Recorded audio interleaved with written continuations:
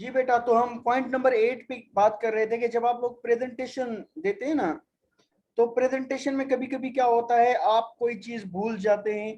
तो एक sorry 4-5 second तक अगर आप खामोश हो जाएंगे, तो आप अपने आप को यानी वो गिरता हुआ महसूस करेंगे, क्योंकि सारी नजरें आपकी तरफ होते हैं और आप भूल जा रहे होते हैं। आप यही कहते हैं कि भाई ये तो मेरे मुझसे बहुत बड़ा ब्लंडर हो गया, बहुत बड़ी गलती हो गई है। लेकिन आप अभी प्रेजेंटेशन खत्म करके चेयर तक नहीं आते, तो सारे लोग उसको भूल भी चुके होते हैं, लेकिन आप उस एक बात को पूरा सेमेस्टर नहीं भूलते कि मैंने प्रेजेंटेशन में ये गलती की थी। बेटा ये पॉइंट क्लियर हो गया, नंबर 8। जी सर। अच्छा, उसके बाद number 9, when we trigger the library alarm or accidentally insult someone, we may be ashamed। यानी कभी कभी क्या होता है, आपसे अचानक यानी लाइब्रेरी में आप बैठे होते हैं, अलार्म आपसे बज जाए, हाथ आपका लग जाए, वो अलार्म जो है वो बजना शुरू कर दे, तो आप थोड़ा सा यानी शेम फील करेंगे कि भाई ये क्या हो गया, लोग अब देखेंगे कि ये तो बड़ा पागल बंदा है, इसको कोई सेंस नहीं है। लेकिन लोग ऐसा नहीं सोचते, बस आपने अलार्म बंद कर लिया, फिर वो अपनी दुनिया में मगन हो जाते हैं। लेकिन हम हैं कि ये बात भूलते नहीं है। बेटा इस चीज पर किसी बंदे ने अपने एक बुक में एक बात लिखी थी कि दुनिया हमारी खताओं को माफ कर देती है, लेकिन हमारा ऐसा भी निजाम हमें माफ नहीं करता। मैं रिपीट करता हूं, दुनिया हमारी गलतियां खताएं माफ कर देती है, लेकिन हमारा ऐसा भी निजाम हमें माफ नहीं करता। नंबर 10, सर बट स्टूडेंट्स को ऐड करें। जी बेटा, कोई स्टूडेंट नहीं है बेटा सर यहाँ। कुछ हाँ हाँ है ये। सर 9 नंबर में सर सवाल है एक। जी बेटा।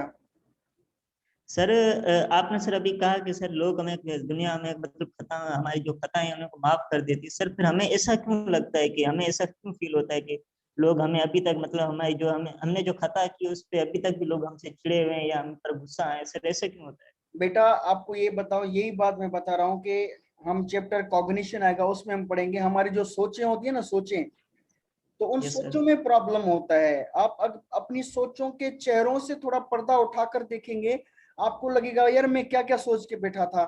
जिस तरह से आपकी गाड़ी खराब हो जाती है ना, इंजन, तो आप उसको बनवाने जाते हैं, तो बेटा आपकी सोचों में भी प्रॉब्लम होता है, आपको वो सोचें बनवानी पड़ती हैं।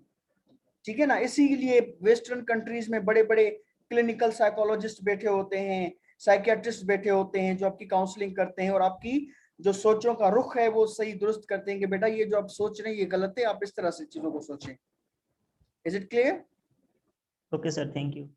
Number 10, but research shows that what we agonise over, agonise कहते हैं यानी किसी चीज को माइंड में रखकर बार बार उसको सोचते रहना, अपने आप को कोसते रहना।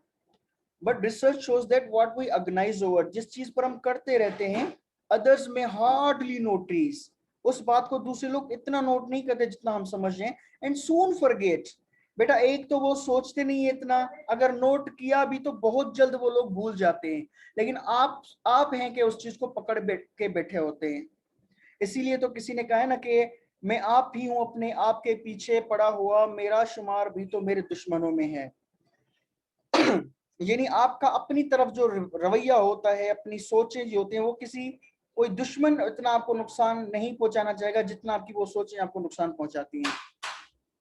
लेकिन फिर भी हम अपनी उस सोचों को हम चेंज नहीं करते होते। नंबर 11,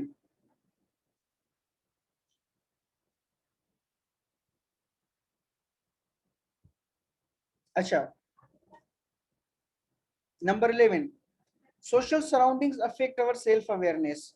यानी आप जिस जगह पे बैठे होते हैं, उस आसपास का जो माहौल होता है, आसपास के जो लोग होते हैं, चीजें जो होती है, वो आप पर यानी असरअंदाज होती हैं, वो आप पर असरअंदाज होती हैं।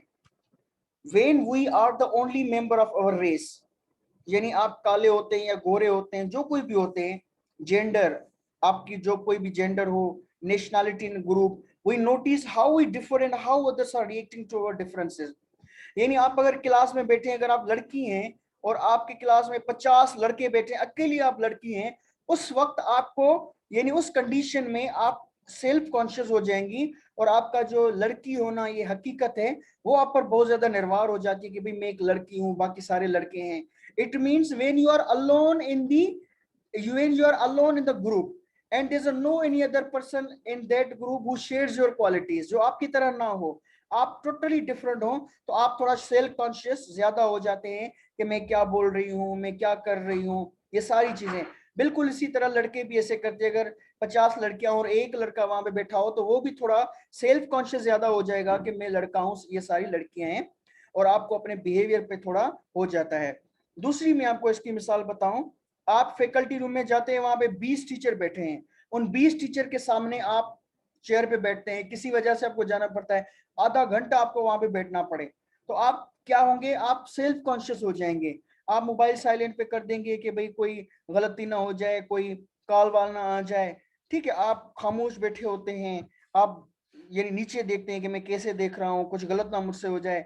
तो आप जब यानी अपने स्टेटस से ज्यादा वाले लोग या आपकी जो दूसरी जेंडर है, रेस है, उनमें आप होते हैं और आप तो अकेले होते हैं उन लोगों में, तो उस कंडीशन में आपकी जो आपकी जो जात है या आपकी जो यानी अपना आप है वो आप पर यानी बहुत ज्यादा करीब होता है उस वक्त, आप सेल्फ कॉन्शियस होते हैं उस वक्त. सर इसका मिसाल मैं दूं एक? बेटा ये 2 पॉइंट्स में पढ़ लूं, फिर आप बताइएगा. A white American friend once told me how self-consciously white he felt while living in rural village in Nepal.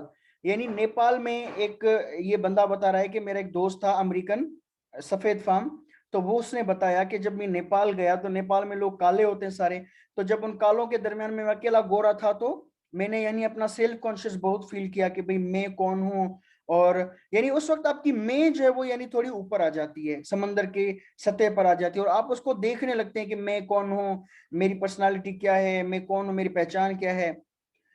An hour later, 1 घंटे के बाद, an African American friend told me how self consciously American she felt while in Africa. यानी African American friend told me how self consciously American. अच्छा, यानी एक America का ही काला बंदा, अमेरिका का काला बंदा, लेकिन वो जब अफ्रीका में गया तो थे तो वो काली, लेकिन कालों के दरमियान में एक काला, लेकिन ये अमेरिका का था, तो इसकी जो अमेरिकन आइडेंटिटी थी वो उन लोगों के दरमियान हुजूम में बहुत ज्यादा निर्वार होकर, कॉन्स्पिक्यूअस होकर ऊपर आ गई, और उसने फील किया कि मैं एक अमेरिकन हूँ, ये अफ्रीकन है. जी शराफत, अब बताएं. शराफत नहीं, शुजा सर मैं हूँ. जी शुजा, बताएं. सर अगर कोई सर एक बंदा होता है सर, कोई अगर कोई गलत काम करता है या फिर मर्डर करता है या फिर कोई बैंक में डकैती करता है, तो सर वो ये सोचता है कि मैं इतने तरीके से मतलब ये काम करूं या फिर मर्डर करूं कि पीछे कोई सुराग ना रह जाए. नहीं, ये वो मिसाल, डर रहा होता है.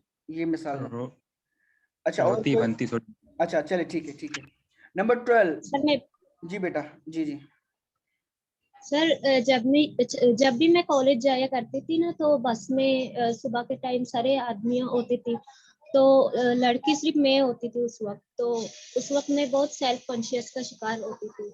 जी एग्जैक्टली, यानी उस वक्त आप क्या करते हैं कि भाई वो सर ढांप के रखते हैं, ठीक है, अपनी चीजें काबू करके रखते हैं, कोई चीज गिर ना जाए, सेल्फ कॉन्शियस बंदा ज्यादा हो जाता है. अच्छा, उसके अलावा अगर फॉर एग्जांपल आपका कोई फ्रेंड है, ठीक है, और आप सिर्फ गरीब हैं, बाकी सारे अपर क्लास के आपके क्लास फेलो दोस्त हैं, आप उनकी पार्टी में जाते हैं, उनके बहुत अच्छे अच्छे कपड़े होते हैं, अच्छी अच्छी, आप पुराने कपड़े पहन के बैठे होते हैं, उस वक्त भी आपका अपना आप यानी बाहर आके जाता है, और आप थोड़ा सा शाय फील करते हैं, उन लोगों के दरमियान अनकंफर्टेबल फील करते हैं, क्योंकि उस वक्त आपका अपना आप आपके सामने होता है. या कोई अपर क्लास का बंदा आ जाए, ठीक है, फॉर एग्जांपल अपर क्लास का बंदा आ जाए और वो जाकर किसी यानी गरीबों की मार्केट हुई, वहां से कोई सामान खरीदे, उस वक्त भी उसकी अपनी जात, अपना आप थोड़ा निर्वार होके सामने आ जाता है कि मैं कौन हूँ, यानी स्पॉटलाइट पे आ जाता है. अच्छा, नंबर 13. सर जैसे हम मिडिल क्लास अपर स्टार वगैरह में चले जाते हैं, जी इसी तरह का मतलब सेल्फ कॉन्शियस शिकार हो जाते हैं. हाँ, उस वक्त यानी हमें पता चल जाता है कि मैं कौन हूँ. नंबर 13, सेल्फ कंसर्न मोटिवेट्स अवर सोशल बिहेवियर. यानी आपका जो सेल्फ कंसर्न है, आपका अपने बारे में सोचना, ये चीज भी आपके बिहेवियर पर असर करता है. In hopes of making a positive impression, we agonize about our appearance. यानी हमें कंसर्न होता है, हमें परेशानी होती है कि हम दूसरे लोगों पर अच्छा इंप्रेशन डालें, और उसके लिए हम क्या कर रहे होते हैं, अपीयरेंस पे बहुत ज्यादा हम खर्च कर रहे होते हैं। आपको पता है कॉस्मेटिक्स इंडस्ट्री में कितना पैसा लगता है, ठीक है। हर बंदा जो अपनी खातून खासकर अपनी सैलरी का 10% से ज्यादा सिर्फ मेकअप्स वगैरह को देती हैं, ब्यूटी पार्लर्स को देती हैं। तो ये क्या है, सेल्फ कंसर्न है कि मेरा दूसरे लोगों पर इंप्रेशन अच्छा पड़े। लाइक सेवी पॉलिटिशियंस। जी सर 12 नंबर सर आपने मेरे ख्याल में नहीं पढ़ा है बेटा, हाँ चलिए ये कंप्लीट करें फिर 12 पे आ जाते हैं। Like savvy politicians, we also monitor others' behavior and expectations and adjust our behavior accordingly. बेटा हम क्या करते हैं कि दूसरे लोगों का मॉनिटर अदर्स बिहेवियर, दूसरे लोगों का बिहेवियर मॉनिटर करते हैं, दूसरे लोग कैसे चल रहे हैं, और दूसरे लोगों की एक्सपेक्टेशंस को मॉनिटर करते हैं कि दूसरे लोग किस चीज को अच्छा समझते हैं, किस चीज को बुरा समझते हैं, और फिर आप उस हिसाब से अपने बिहेवियर को एडजस्ट कर रहे होते हैं। फॉर एग्जाम्पल आप कहीं पे खाने, आप फॉर एग्जाम्पल आप किसी गांव से आपका ताल्लुक है या किसी गरीब फैमिली से ताल्लुक है, तो आपकी ईटिंग हैबिट्स थोड़ी डिफरेंट होंगी। आप जब किसी बड़ी सेटिंग में आते हैं तो उस सेटिंग में क्या होता है कि बड़े बड़े अच्छे अच्छे लोग जो होते हैं वो खाना खा रहे होते हैं, आप उसमें आप देखेंगे भाई लोग वहां पे भागम धकील नहीं है। गांव वालों के लोगों को पता होगा किस तरह से यानी दावतों में इस तरह से धक्कम पील होती है वहां पे, तो इस तरह का कहाँ यहाँ पे कोई माहौल नहीं है, लोग सुकून के साथ खा रहे हैं। उस वक्त आप भी उनकी तरह सुकून के साथ खाना शुरू करेंगे। आप देखेंगे दूसरे लोग कैसे खा रहे हैं, तो आप दूसरे लोगों को मॉनिटर करते हैं, दूसरे लोगों की एक्सपेक्टेशंस को मॉनिटर करते हैं, उनकी एक्सपेक्टेशंस, उनकी उम्मीदों के मुताबिक आप अपना बिहेवियर रखते हैं। फॉर एग्जाम्पल आप अगर प्रेजेंटेशन देने आते हैं तो आप इवन गांव के हैं और आप कहते हैं कि भाई नहीं लड़कियों की तालीम नहीं होनी चाहिए। अब अगर प्रेजेंटेशन होगी तो यहाँ पे आपको पता है सारी लड़कियां बैठे लड़के बैठे हैं, सारे चाहते हैं नहीं भाई लड़कियों की तालीम होनी चाहिए, ठीक है। लेकिन अगर आपके आइडियाज वो हैं तो आपके क्लास में थोड़े यानी सारे आप पे तनकीद करेंगे, लड़कियां लड़के सारे तनकीद करेंगे। तो आप फिर क्या करते हैं कि अपने आइडियाज को एडजस्ट कर लेते हैं आप, यानी वो चीजें फिर यहाँ पे करते ही नहीं है, आप वो बातें करते हैं जो यहाँ पे एक्सेप्टेबल होती हैं। बेटा 13 पॉइंट हो गया, समझ में आ गया? Yes sir. अच्छा अब आते हैं पॉइंट नंबर 12 पर।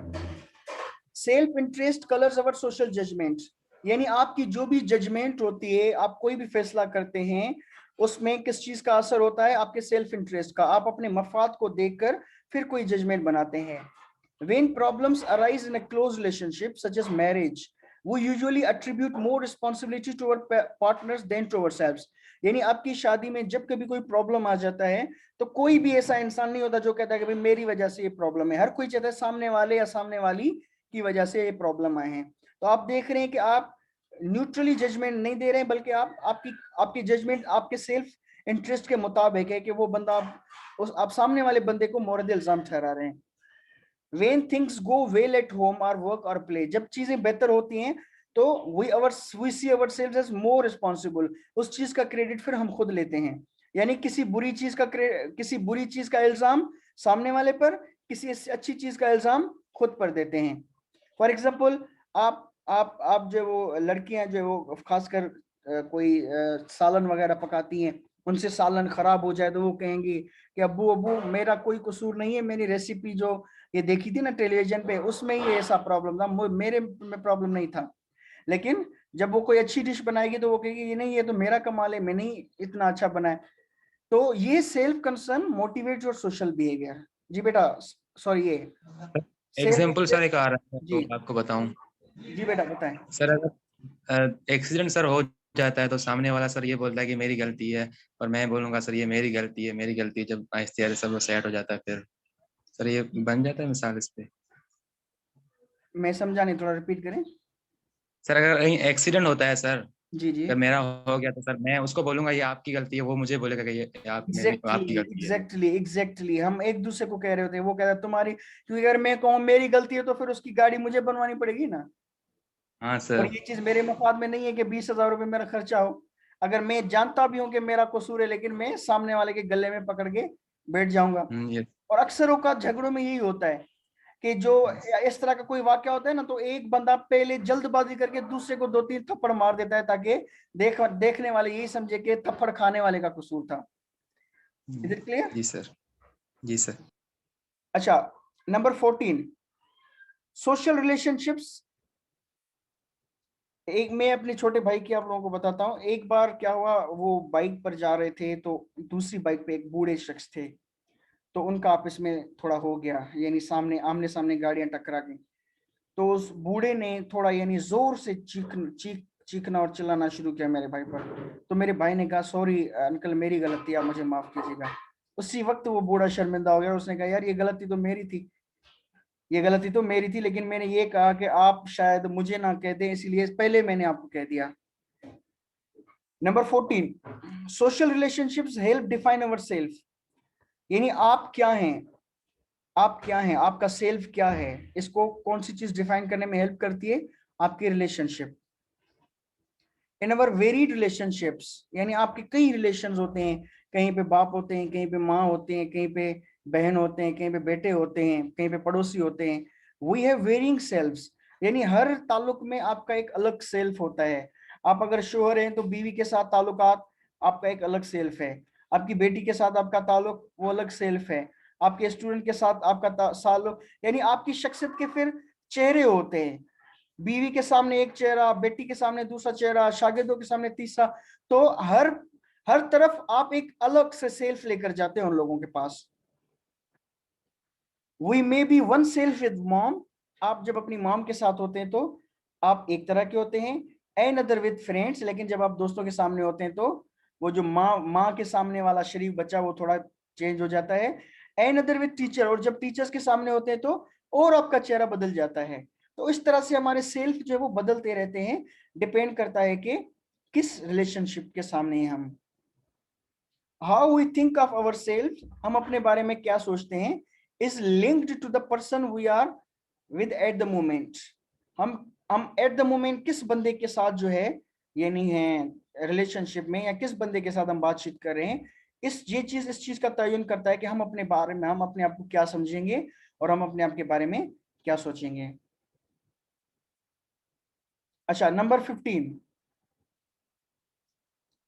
द ट्रैफिक एक बिटवीन। मिसाल जी जी जी जी सर, इसका एक मिसाल है सर। जी बेटा सर बताएं। जैसे सर ऑफिस में सर, जैसे सर हम जाते हैं सर, या फिर मैं आपकी मिसाल ले लूं सर।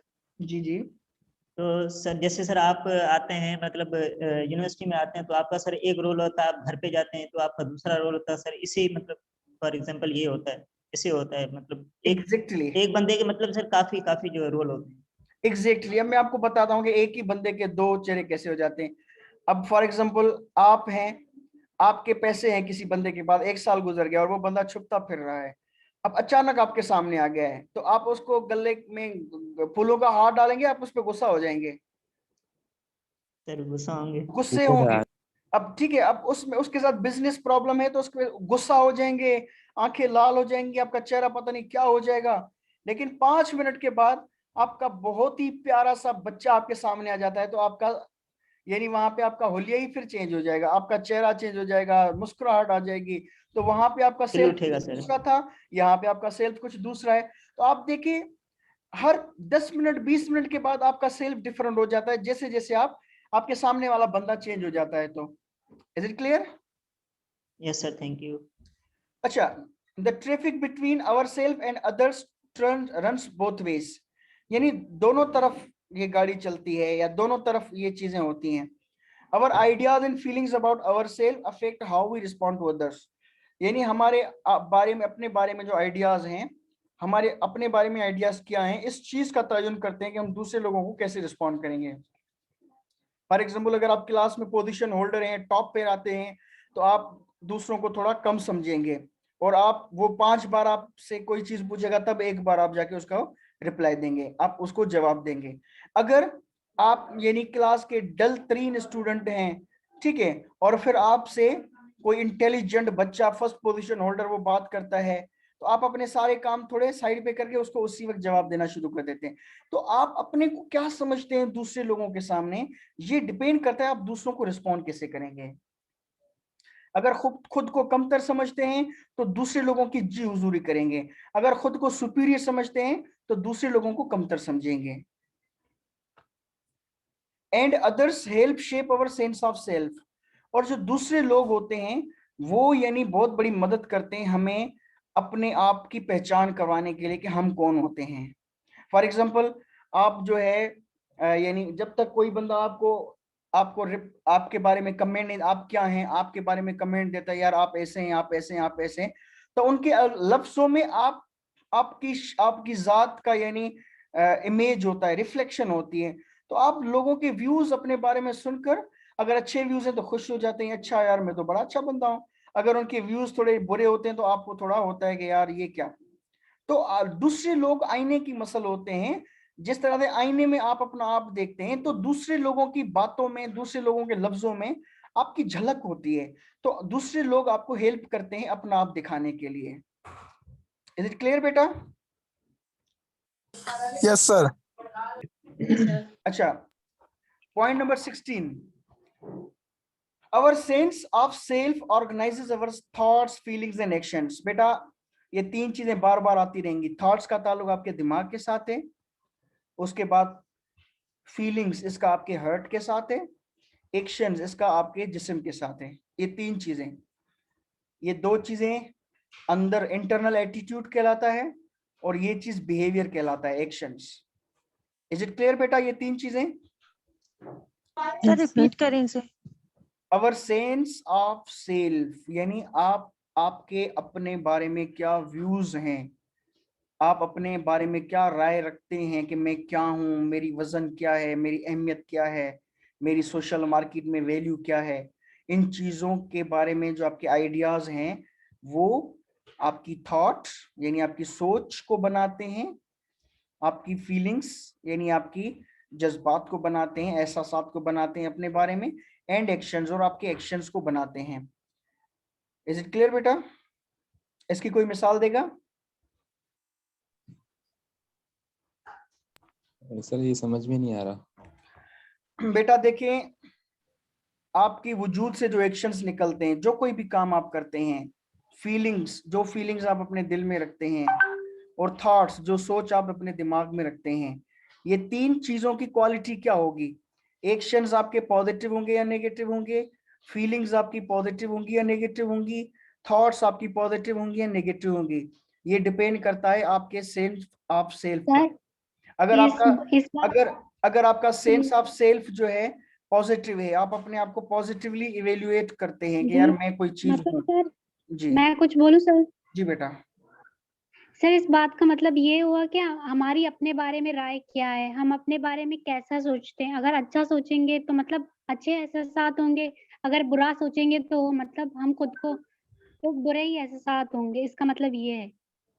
एग्जैक्टली। कभी कभी कोई आपसे ऐसा गुनाह हो जाता है ना, तो फिर आप अपना चेहरा ही नहीं देख पाते। जब इस तरह की आपके अपने बारे में व्यूज हो जाएं तो फिर आप अपने आप को यानी अपनी फीलिंग्स में अपने आप को बहुत ही ज्यादा, अगर जमीर जिंदा है तो अपने आप को यानी बहुत ज्यादा क्रिटिसाइज कर रहे होंगे कि ये चीज आप कैसे कर सकते हैं।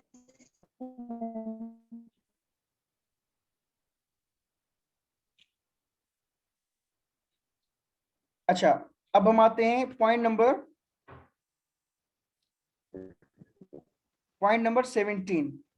Our sense of self enables us to remember our past, assess our present, and project our future, and thus to behave adaptively।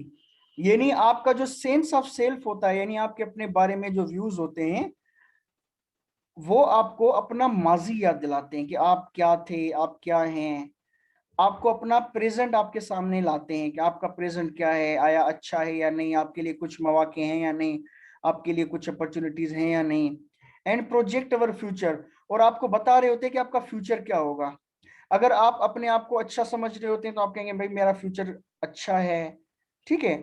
और फिर आप जो है प्रेजेंट को देखेंगे, भाई मेरा माशाल्लाह बहुत अच्छे से वक्त गुजर रहा है। आप अपने माजी को देखेंगे और आपको अच्छी अच्छी चीजें याद आएंगी। लेकिन अगर आपका सेंस ऑफ सेल्फ यानी अपने बारे में व्यूज आपके थोड़ा नेगेटिव हैं, तो आप कहते हैं ना, कभी कभी कहते हैं नहीं यार मैं इतना अहम नहीं हूँ, मेरे में कॉन्फिडेंस नहीं है, मैं कभी कुछ नहीं बन पाऊंगा। तो जब आपके अपने बारे में नेगेटिव व्यूज हैं तो आप खुद माजी आपके बारे में आप क्या रिमेम्बर करेंगे, मैंने कभी अच्छा काम किया ही नहीं है, मैंने कभी कामयाबी हासिल की नहीं है। असेस अवर प्रेजेंट, वो कहते भाई अब वक्त पता नहीं कैसे गुजरा है, मुझे कोई बात समझ में नहीं आ रही। प्रोजेक्ट अवर फ्यूचर, यानी ये बता रहा होता है कि भाई फ्यूचर में मेरे लिए कोई चांस नहीं है, मेरा फ्यूचर यानी वो है ब्लैक है। डज बिहेव एडॉप्टिवली, और फिर आप उस हिसाब से बिहेव कर रहे होते हैं। अगर पॉजिटिव व्यूज हुए तो अच्छा मादी याद किया, अच्छे से आप अपने प्रेजेंट को देखते हैं, फ्यूचर के लिए अच्छी करते हैं, तो बिहेव एडॉप्टिवली, यानी फिर अभी से आप अच्छी अच्छी चीजें कर रहे होते हैं। Number 18, the self can sometimes be an impediment to a satisfying life, यानी कभी कभी आपकी जो सेटिस्फाइड लाइफ होती है उसके सामने रुकावट बन जाता है आपका सेल्फ। बेटा ये जो सूफी बुजुर्ग कहते हैं ना, वो कहते हैं कि अपनी खुदी को मारो, अपनी खुदी को मारो, यानी उसको डाउन करो, ये उस पॉइंट की बात कर रहे हैं। इट्स इगोसेंट्रिक प्रीऑक्यूपेशंस और what religious meditation practices seek to prune, यानी ये जो मजहब भी लोग होते हैं ना, वो कहते हैं कि भाई अपने आप मेडिटेशन करो, अपने आप को थोड़ा यानी अपने अंदर को साफ करो। इसमें क्या होता है कि आपकी जो ईगोसेंट्रिक यानी अपनी जात के बारे में ख्यालात, मैं ऐसा, इस मैं को निकालना चाहता है आपका जो मजहब होता है या मजहबी लोग होते हैं। वो कहते हैं अपने अंदर को साफ करो, ये जो सूफी हजरात होते हैं वो कहते हैं अपने अंदर को साफ करो। तो एक्चुअली वो समझ रहे होते हैं कि आपका जो सेल्फ है ये रुकावट है आपकी सेटिस्फाइड लाइफ के सामने। बाय क्वाइटनिंग द सेल्फ, अपने आप को क्वाइटन करो। क्वाइटन का क्या मकसद होता है? अक्सर ये जो बातें करते हैं, और अक्सर मैं भी आप लोगों को बताता रहता हूँ क्योंकि मैं भी थोड़ा सूफीज्म से मुतासिर हूँ। तो यहाँ पे ये हम पढ़ते हैं, सीखते हैं कि भाई देखें, अगर आपके साथ कोई नाइंसाफी भी करता है, आप पे कोई जुल्म करता है, तो आप खामोश हो जाओ, सब्र कर लो, बर्दाश्त, अपने अंदर में बर्दाश्त कायम करो, यानी खामोश हो जाओ। तो इससे क्या होता है, आपकी जो सेल्फ है उसको बहुत ज्यादा मार पड़ती है। Reducing its attachment to material pleasure and redirecting it, यानी अपनी मटेरियल प्लेजर्स जो हैं, यानी बहुत ज्यादा जो सुकून वाली आरामदायक चीजें हैं उनको छोड़ दो। ठीक है, अपने आप को थोड़ा जान यानी अपनी जान को थोड़ा सख्त सख्त सख्त माहौल में रखो ताकि आप थोड़े से यानी हो जाएं, पक्के हो जाएं। रीडायरेक्टिंग इट, और अपने जो ईगोसेंट्रिक आइडियाज हैं, ईगोसेंट्रिक व्यूज हैं, उनको रीडायरेक्ट कर दो, चेंज कर दो। मिस्टिसिज्म बेटा कहते हैं सूफीज्म को। Mysticism aids fellow psychologist Jonathan Haidt, बेटा ये जोनाथन हेड्थ है, ये कह रहा है कि जो मिस्टिसिज्म है एवरीवेयर एंड ऑलवेज, हर जगह पे, is about losing the self, अपना जो सेल्फ है, अपनी जो खुदी है, उसको लूज करने का नाम ही तसव्वुफ है। ट्रांसेंडिंग द सेल्फ, अपनी जो जात है उससे आप थोड़ा सा आगे का सोचे, जात के बारे में सोचना छोड़ दें। And merging with something larger than the self, और आप उस ख्याल में गायब हो जाएं जो आपकी जात से कहीं ज्यादा बढ़कर हो। जी बेटा, क्लियर हो गया? मिस्टिसिज्म समझाएं सर आप। Mysticism sir. बेटा ये जो पॉइंट नंबर 18 है, ये थोड़ी बाकी जो 17 पॉइंट थी उनके ये अगेंस्ट है। पहली जो 17 पॉइंट में हमने देखा कि हमारी जात हमारे सामने होती है, हम अपने आप को सेंटर स्टेज पे देख रहे होते हैं, यानी अन्ना, ईगो, अन्ना, खुदी, ये एक चीज होती है। ठीक है, तो ये जो सूफी होते हैं ना, वो कहते हैं अपनी अन्ना को मारो, अपनी अन्ना को खत्म करो, अपनी मैं को खत्म करो। तो ये जो सूफी आजाद है वो कहते हैं कि आप सेटिस्फाइड लाइफ गुजार ही नहीं सकते, आप खुश जिंदगी गुजार ही नहीं सकते जब तक अन्ना आपके अंदर में जिंदा है, अन्ना आपके अंदर में जिंदा है।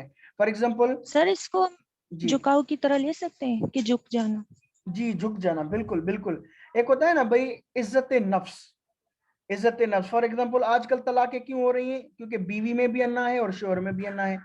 मेरा एक दोस्त है, उसकी बीवी यानी 8 माह से रूठी में क्यों हुई पड़ी है, छोटी सी किसी बात पर। अब वो भी उस अन्ना में है कि मैं क्यों जाऊं, शोहर डाउन हो, और शोहर कहता है कि मैं क्यों जाऊं, वो बीवी डाउन हो। इस वजह से बच्चे बेचारे सफर कर रहे हैं। तो अपनी यानी अन्ना की खातिर कि भाई मेरी इज्जत नफ्स, फला बात इसने मेरी नहीं मानी, मेरी बात यानी मुझे तकलीफ पहुंची। तो बेटा जब आप अपनी इस अन्ना को जिंदा रखते हैं ना, तो फिर ऐसे वाकयात होते रहते हैं। लेकिन जो बंदा अन्ना को मार देता है, वो इज्जत और जिल्लत को देखता ही नहीं है, वो सिर्फ और सिर्फ ये देखता है कि भाई मुझे झुकना है, मुझे बर्दाश्त करना है। ठीक है, वो जो सोचते हैं कि भाई मेरी इज्जत का मामला है, इसने मुझे सलाम नहीं किया, मेरे रिश्तेदार आए थे उनको इसने जो है वो अच्छे से प्रोटोकॉल नहीं दिया, इसलिए मैं इसके साथ नहीं रह सकती या नहीं रह सकता। तो ये प्रॉब्लम्स होते हैं जो कि शादी में आते हैं इस अन्ना की वजह से। इस चीज की मुखालफत कर रहे हैं सूफी हजरात, वो कह रहे होते हैं कि आप अपनी इस अन्ना को मार दें, आप अपनी अन्ना अन्ना को मार दें। सर सुकून वाली जिंदगी गुजारना जी, इसको यानी तब आप जाके सुकून वाली जिंदगी गुजारते हैं जब आप अपनी अन्ना को मार देते हैं, अपने ईगो को मार देते हैं। वरना तो ऐसा होता है ना, भाई फला बंदे ने मेरी बेइज्जती कर दी, अब मैं नहीं जाऊंगा, मैं क्यों झुकूं। आप गांव में देखेंगे जो गांव वाले बच्चे हैं उनको, वो मेरी बात की तस्दीक करेंगे, गांव में 10-10 साल से दो भाई आपस में बातचीत ही नहीं करते। एक कहता है भाई सामने वाला झुक जाए, ये कहता है भाई सामने वाला झुक जाए, मैं क्यों झुकूं। ये झुकने को अपनी अन्ना के लिए यानी बहुत बुरी चीज, और फिर उस अन्ना की वजह से वो सारी जिंदगी दोजख में जल रहे होते हैं, अपने दिमाग की दोजख में जल रहे होते हैं, लेकिन अपने भाई से बातचीत नहीं करते। इज इट क्लियर बेटा? Yes sir. Yes sir. और ऐड करना जी जी जी बेटा, जी जी जी श्योर। अभी हमारे पास 7 मिनट हैं। सर देखें, बिसाइड मिस्टिसिज्म, अगर हम ये देखें कि हम जिस क्रूल एज में रहते हैं, अगर हमने खुद को भी बिल्कुल इग्नोर कर देते हैं या बिल्कुल भूल जाते हैं, तो अभी एक ऐसा एज है कि जहां पर अगर हमने खुद को नहीं पहचाना या खुद की अहमियत भी नहीं दिलवाई, तो लोग हमें भी भूल जाते हैं। तो जरा इसको जरा कोट कीजिएगा और एक्सप्लेन करें मुझे। बेटा देखिए, बात ये है कि हमें दोनों चीजों के दरमियान में चलना है। आपने एक तो बात सुनी होगी ना कि मयाना रवि, हमारे इस्लाम का यानी बहुत बड़ा कॉन्सेप्ट है मयाना रवि, यानी रास्ते के बीच से चलना, ना 100% इधर ना 100% इधर। ठीक है, एक होता है सिर्फ ईगो, किसी की बात ही नहीं सुननी, सिर्फ अपनी चलानी है, ये ईगो वाली साइड है। और फिर अपने आप को देखिए, अब एक सवाल आप जैसा सवाल मैंने कहीं पे पढ़ा था, उसने कहा कि सिर्फ बर्दाश्त तो करे, लेकिन कितना बर्दाश्त, उसकी कोई हद तो होनी चाहिए, यही, हाँ हद तो होनी चाहिए। तो उसने, सामने वाले बाबा ने, उसने इतना प्यारा जवाब दिया, उसने कहा हर बंदे की अपनी अपनी बर्दाश्त की हद होती है, किसी का जिगर गिलास जितना होता है उसमें उतना पानी आ सकता है, उस पानी से ज्यादा आएगा तो वो गिलास हार देगा पानी, और किसी किसी इंसान का जिगर समंदर जितना होता है, इसमें पता नहीं कितने दरिया समा जाते हैं, लोगों की ज्यादतियां नाइंसाफियां आ जाती हैं, लोग हंस के मुस्कुरा के बैठे होते हैं। इमाम जैनुल आबदीन का नाम सुना है आप लोगों ने? इमाम हुसैन अलैहिस्सलाम के फर्जंद थे। यस सर सुना सर। इमाम हुसैन अलैहिस्सलाम के फर्जंद थे। एक जगह पे आप बैठे थे, तो वहां पे उसके खीमे में एक शख्स हाँफता आया और उसने कहा पानी मुझे पिलाएं। अच्छा, पानी मांगा और वो डर गया और पीछे जाने लगा, यानी वहीं पे डर गया, लेकिन आपने उसको पानी दिया। और फिर आपने कहा कि आपने शायद मुझे, उस बंदे ने आप रज़ी अल्लाह तआला अन्हु से कहा कि शायद आपने मुझे पहचाना नहीं। उसने कहा मैं तुझे कैसे भूल सकता हूँ, तू इब्ने ज़ियाद है जिसने मेरा पूरा खानदान तबाह किया। तो उसने कहा आपको मैंने इतनी तकलीफ पहुंचाई, आपके पूरे खानदान को मैंने शहीद किया, फिर भी आपने मुझे पानी पिलाया। उसने कहा वो तुम्हारा किरदार था, ये हमारा किरदार है। अब आपका जो सवाल है कि भाई यूं तो इतना नहीं झुकना चाहिए वरना तो दुनिया हमें कुचल के चली जाएगी, बेटा ये हर बंदे का अपना अपना ज़र्फ का मामला होता है। हर बंदा उतना बर्दाश्त करेगा जितना किसी के पास ज़र्फ होता है। Is it clear? तो मेरा ये मानना है, मैं इस स्कूल ऑफ थॉट से ताल्लुक रखता हूँ कि हमें बर्दाश्त करना चाहिए जितना हो सके, अपनी कैपेसिटी बढ़ानी चाहिए बर्दाश्त की, अपनी कैपेसिटी बढ़ानी चाहिए बर्दाश्त की, ताकि जो है वो यानी लोगों की ये नाइंसाफियां, लोगों की किसी ने इज्जत की ना की, हमें फील ही ना हो। अभी छोटी छोटी चीजें दिखती हैं, आप जाते हैं ना कहीं पर, अगर किसी भाई बेचारे को हाथ देना भूल गया, उसने आपको हाथ नहीं दिया ना, उसकी शामत आ गई, आप फिर 10 सालों से बात नहीं करेंगे, मैं गया था, मुझे ऐसे बंदे ने हाथ नहीं दिया। इसलिए तो बर्दाश्त का ये मकसद नहीं है कि आप किसी के पाँव में पड़े रहें, बर्दाश्त का ये मकसद है कि आप अपने आप को इतना ऊपर उठा कर जाएं, जैसे आप हेलीकॉप्टर में जहाज में बैठे होते हैं ना, तो आप जमीन पे कोई सिक्का गिरा पड़ता है तो आप वो देख सकते हैं हेलीकॉप्टर से या जहाज से। नहीं नो सर। आप नहीं देख सकते। बिल्कुल इसी तरह अपने किरदार को, अपने ज़र्फ को इतना ऊपर बना लेकर जाएं कि कोई आपकी इज्जत करे, कोई कम आपको रिस्पेक्ट दे, किसी ने आपको खाना नहीं खिलाया, किसी ने आपके साथ ज्यादती भी कर दी, लेकिन आपको महसूस ही ना हो। आपके साथ ज्यादती करने वाला शर्मिंदा हो जाए, यार ये क्या बंदा है, मैंने इतना कर दिया, बंदे के चेहरे पे कोई तासुरात ही नहीं है। लेकिन बेटा ये है खास, ये चीजें होती है खास लोगों के लिए, आम लोगों के लिए ये चीजें नहीं होती। जी बेटा, और कोई सवाल? No sir. चलें फिर, अल्लाह हाफिज। अल्लाह हाफिज सर, थैंक यू। अल्लाह हाफिज़ सर। अल्लाह हाफ़िज़।